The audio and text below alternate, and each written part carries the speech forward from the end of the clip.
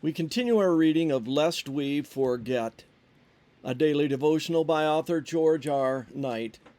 Today's reading, April 16, Refining the Second Angel's Message, Part 1. And another angel, a second one, followed, saying, Fallen, fallen is Babylon the Great, she who has made all the nations drink of the wine of the passion of her immorality. Revelation 14, verse 8. To what extent should Seventh-day Adventists cooperate with other Christian denominations? Should Adventist ministers be active in community ministerial associations? Should the church and its members participate with other denominations in community projects? If so, on what basis?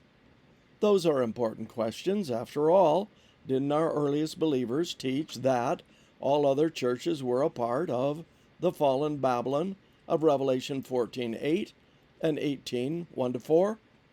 They certainly did. And because of that teaching, Adventism still experiences tension among its various subgroups over the question of cooperation with other Christians. Fortunately, Adventist history throws a great deal of light on both the topic of the fall of Babylon and the issues related to it. As we observed earlier, the earliest Adventist interpretations of Babylon were well in place before the birth of Sabbatarian Adventism. Charles Fitch, we noted, set the stage for the Millerite understanding when he began to proclaim the fall of Babylon in the summer of 1843. For Fitch, Babylon consisted of both Roman Catholics and those Protestants who rejected the Bible's teaching about the Second Advent. James White ratified that basic understanding in 1859, when he wrote that we unhesitatingly apply the Babylon of the Apocalypse to all corrupt Christianity.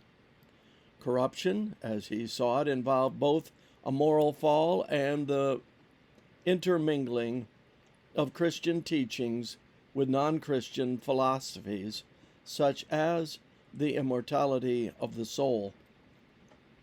The latter left the churches defenseless against such beliefs as spiritualism. Babylon, in short, stood for confused churches. But as time went on, the Sabbatarian Adventists in the early 1850s began to notice that the Sunday-keeping denomination had some good things about them. They obviously weren't wrong in many areas of their teaching and practice. The world wasn't nearly so black and white as they had first thought. Such thoughts put them on a course that would lead to further insight on the implications of the second angel's message. Help us, Father, to keep our eyes open to the good in others, even those who are somewhat or even massively confused in their belief system. Give us eyes to see the good, and give us the grace to accept the gift. This concludes our reading today of Lest We Forget.